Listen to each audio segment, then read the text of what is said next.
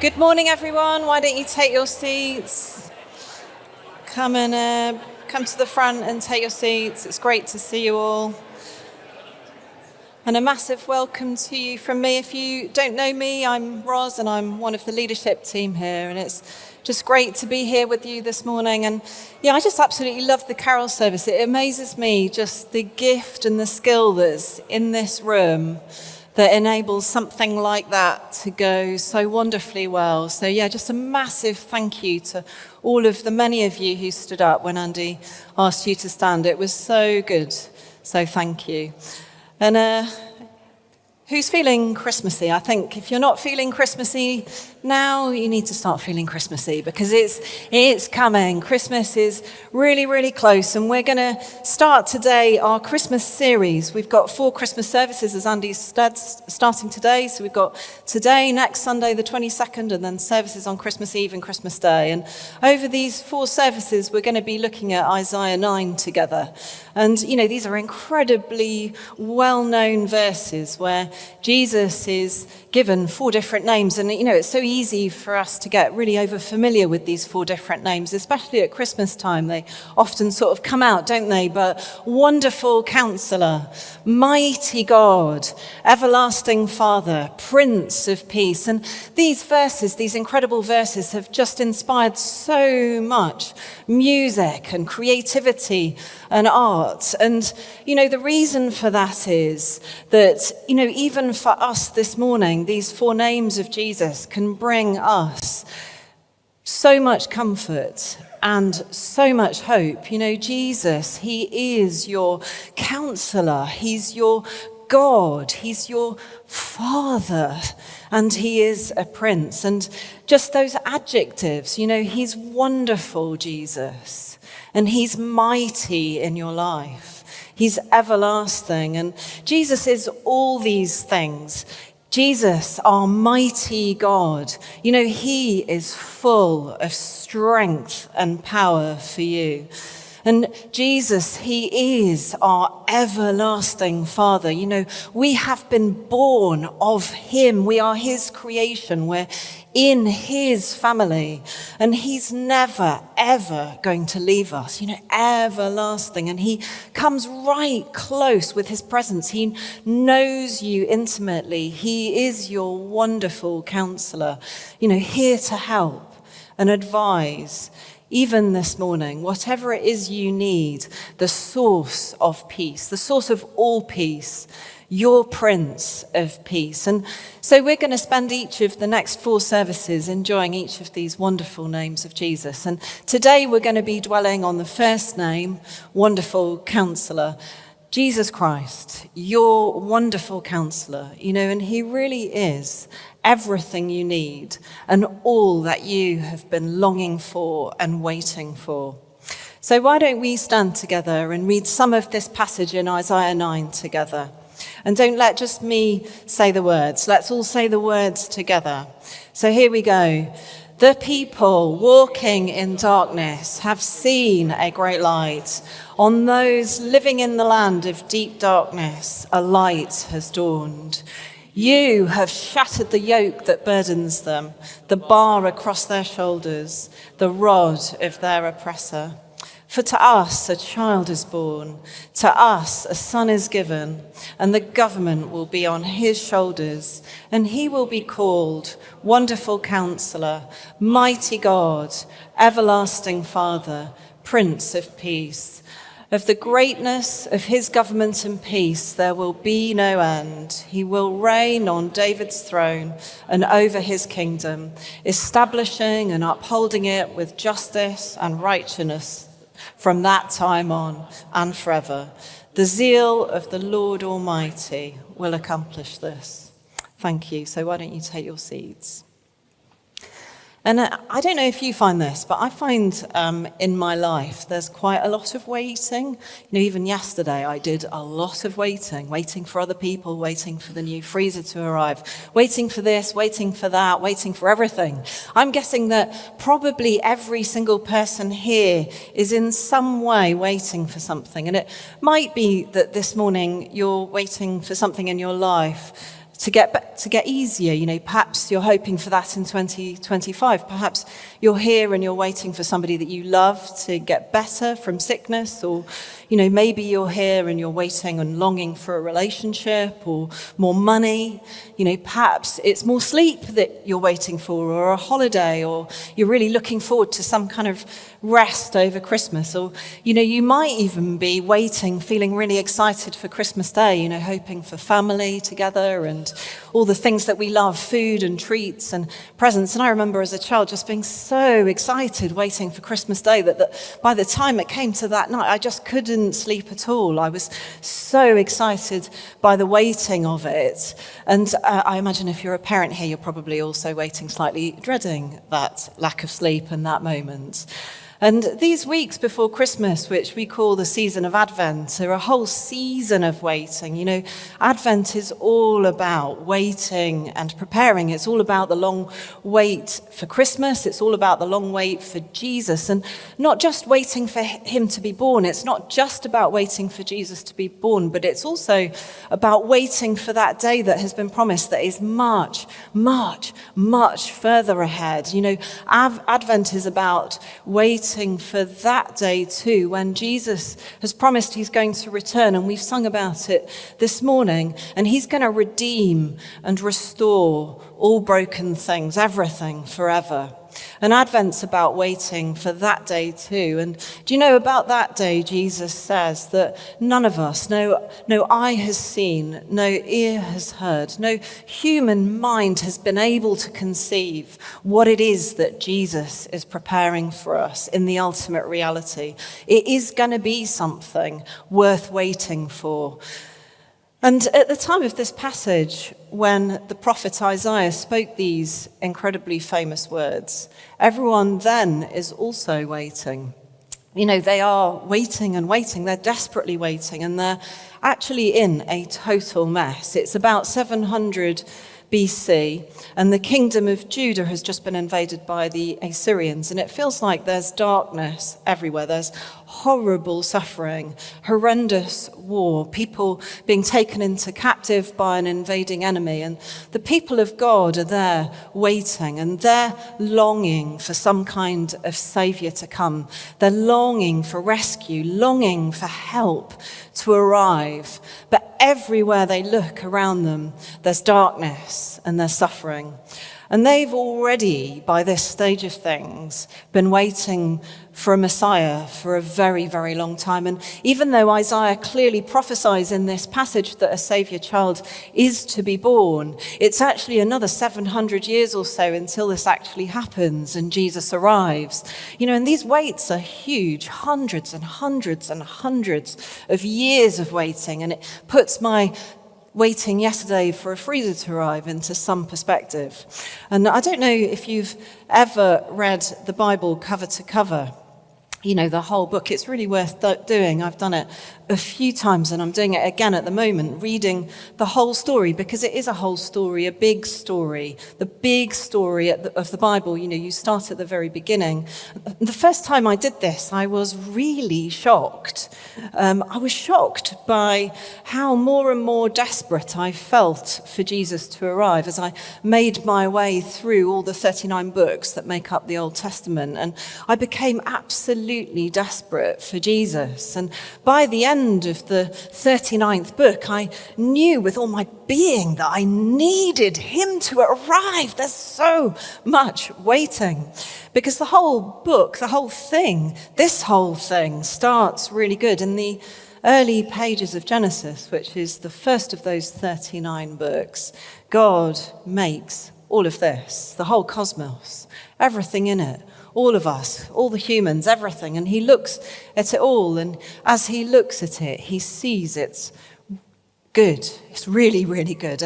But it doesn't take long before the humans start to mess things up. And only 3 short chapters later, by Genesis 3, things are going really badly downhill, and it becomes obvious that humans are going to need some kind of help. to get themselves out of the mess that they've got themselves in. And really, the whole of the rest of the Old Testament, all 39 books, is about the story of this really long wait. You know, God is with them as they're waiting, and God does keep helping them, but they do keep messing up. And it starts to become more and more obvious that they need some kind of ultimate rescue. They need rescuing once and for all. They need a Messiah. They're totally surrounded by darkness. They absolutely need some kind of light to appear into that darkness.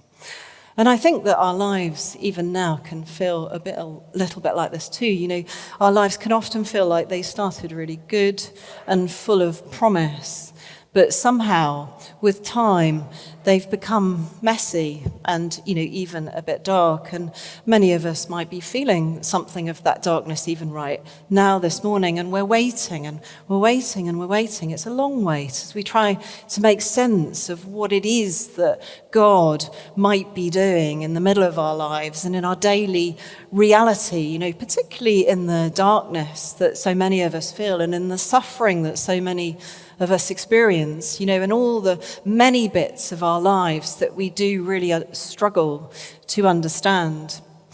But then it says, into the darkness a light dawns. And I absolutely love to watch the sunrise. I don't know who saw the beautiful sunrise this morning. It was really spectacular. But I absolutely love waking up early to watch the sunrise. You know, you set your alarm and you wake up really early and it's just totally dark. You literally, you just can't see a thing. And there you are waiting in the total darkness. You're just in the darkness of the night. And then really, really slowly, as you look at the darkness, something starts to change. It is really slow and almost imperceptibly the darkness starts to soften. And even though the sun is still completely hidden, you do start to know that it's on its way as the colours start to appear in the sky and, you know, beauty starts to show in the skies. And then suddenly, the very top of the circle of the sun, the light breaks out and it appears above the horizon. You know, that spectacular moment when it does appear, the light is so bright straight away that you can barely look at it. In fact, it's dangerous to look at it. And, you know, it's the same for all of us, wherever we are in the globe, whatever our background, whoever we are, this is our experience. Every single 24 hours,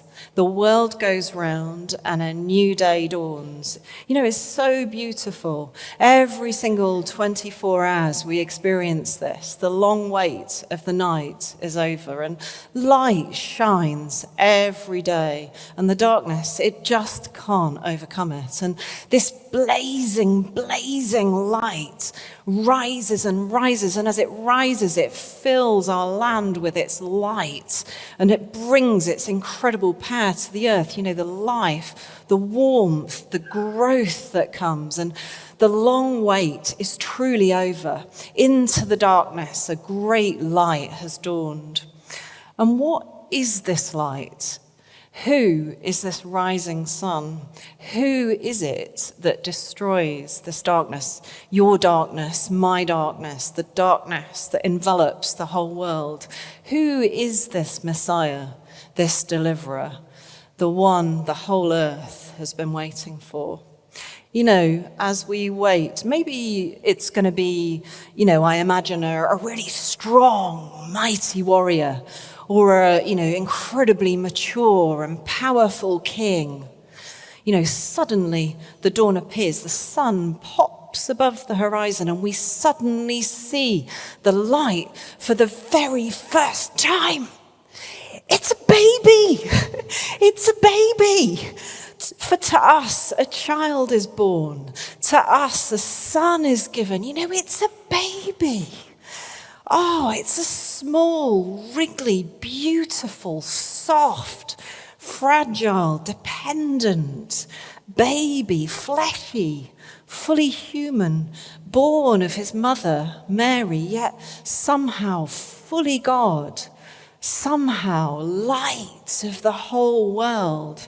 For to us a child is born, to us a son is given. And look how it says he's given to us, all of us.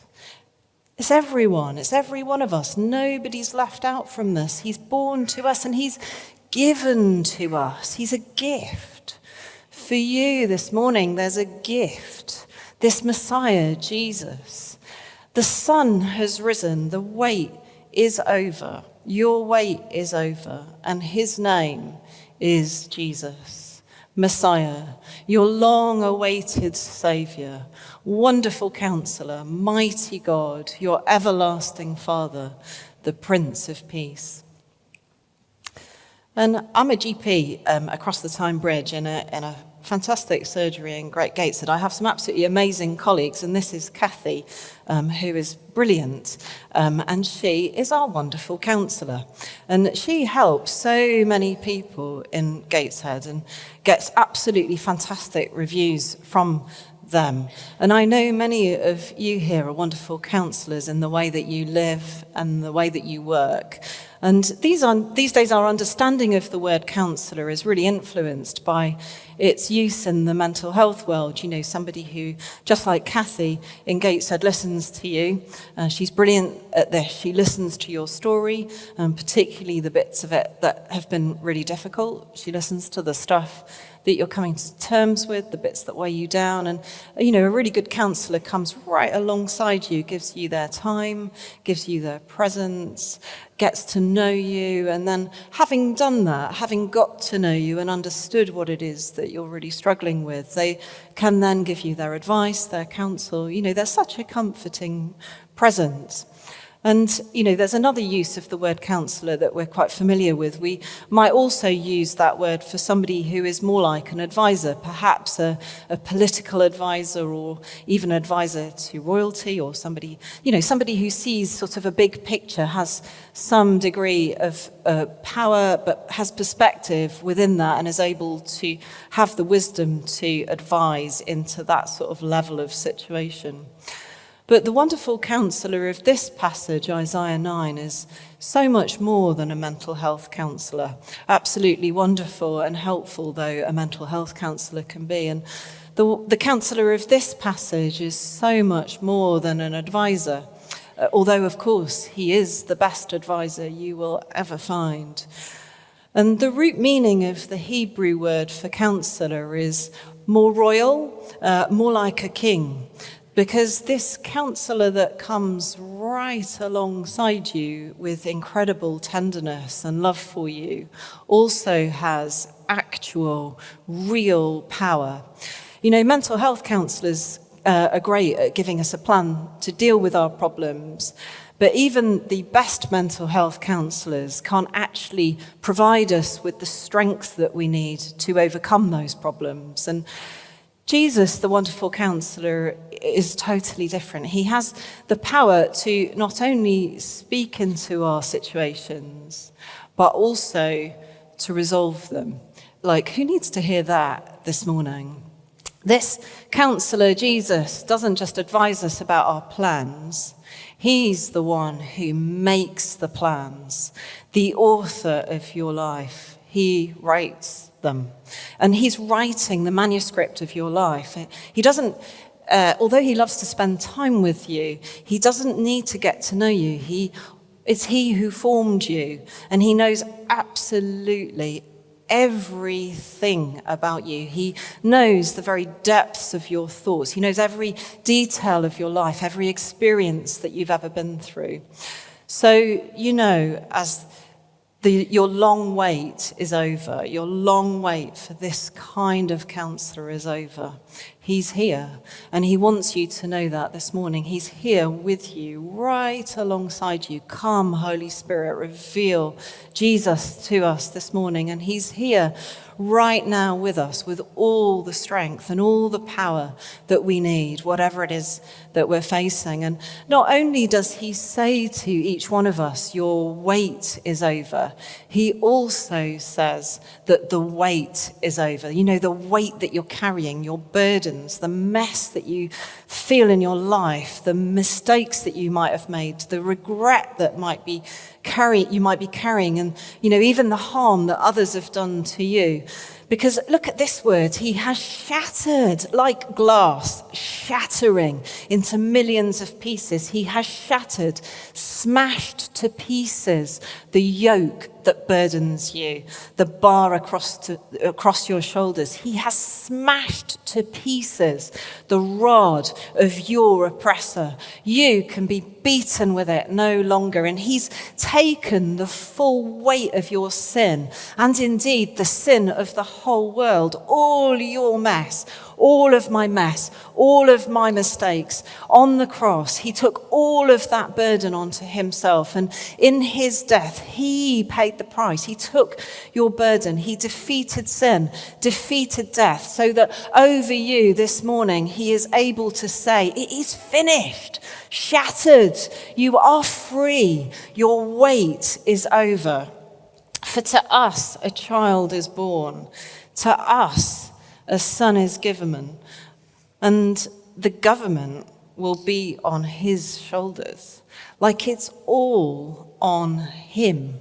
This incredible transaction takes place. It's a transaction that I can't even begin to understand and believe, really, because he shatters the yoke that burdens you. And now the government will be on his shoulders. All power, all authority, like he's in absolute control of this world and your life. He knows what it is that he's doing, and of the greatness of his government and peace, there will be no end in your life, and no end in this whole world. And when I hear about this good news, and it is really good news. When I hear about all this, I'm just astounded. Like I can't believe it. It's miraculous. It's awesome. It's just beyond my understanding. As I hear about this transaction, I'm full of awe and wonder. And, wonderful is a really wonderful adjective to use for this counselor. And the Hebrew word for wonderful, which is pele, is much, much weightier than the way we would use it in conversation today. We would say things are wonderful if they're kind of beautiful or lovely, really good.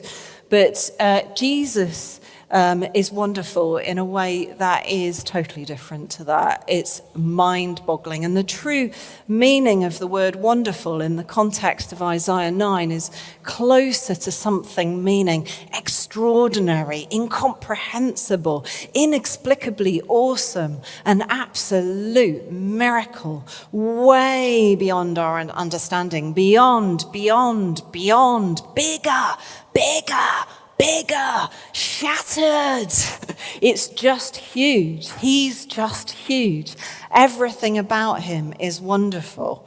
In the truest, most miraculous sense of this word, wonderful. He was supernaturally conceived in the womb of a virgin. He somehow healed the sick and raised the dead. He was miraculously able to walk on water, calm a storm, filled with incredible wisdom and teaching, had a radical, inclusive love that drew all in.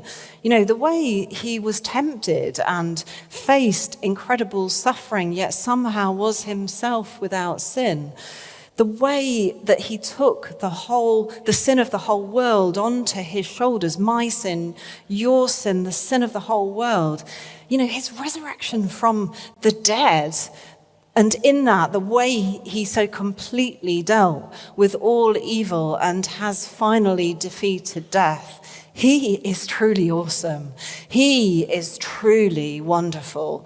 And when I hear of a God like that, a God who knows the depths of me, is with me, comes close to me, advises me, counsels me, but is also a God who has the power and the authority not just to transform my life, but to redeem and plan it, all I can do is just fall flat on my face in worship.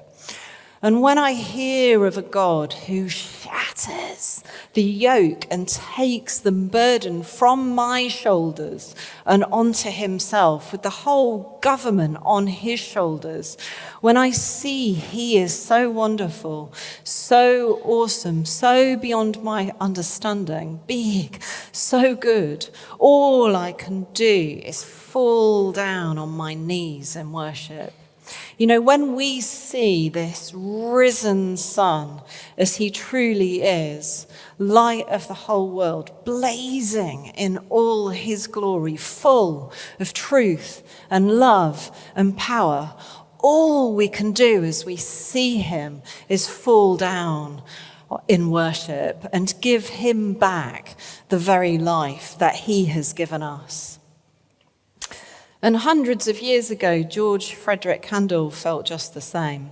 And inspired by these words of Isaiah, he wrote one of the most famous pieces of music ever written, Handel's Messiah. And we're going to listen to a few minutes of it now. It's written in 3 parts and 21 movements. And the whole thing is over 2 hours long. It's absolutely incredible. We're not going to listen to all 2 hours of it, but he wrote something so long in just 24 days, an absolute genius inspired by God. And at the end of his manuscript, and you can see it just on the right of that image, Handel wrote 3 letters, S, D, G. And we've been singing these words this morning. Chris plans the songs without knowing this, but Soli Deo Gloria, S, D, G, to God alone be the glory. The long wait is over. Into the darkness a light has dawned. Unto us a child is born. To us a son is given. And he is your wonderful counselor. He's your mighty God. He's your everlasting Father. And he's the Prince of Peace. The sun has risen. And his light shines into the darkness. Your darkness. This morning, he is the light of the whole world. And he's here right now for each one of us, for you. And so as we listen to a few minutes of Handel's Messiah, it does go on for 3.5 minutes. And why don't you just stay seated, and why don't you meet him? Why don't you, close your eyes, and why don't you reach out to him? Because he's here, your wonderful counselor. And as you listen to the words, invite him into your life and your thoughts and your heart. And let the words of this passage, which are sung over and over again, comfort you, encourage you, and fill you with hope this morning. And as you listen, know that just as Handel wrote on those manuscript 3 letters, know that God is writing over the manuscript of your life 3 letters. S, D, G, Soli Deo Gloria. SDG over all your waiting. SDG over all the mess that you feel. SDG over this Christmas and whatever the next few weeks hold. And SDG over the whole of the rest of your life until he returns. To God alone the glory.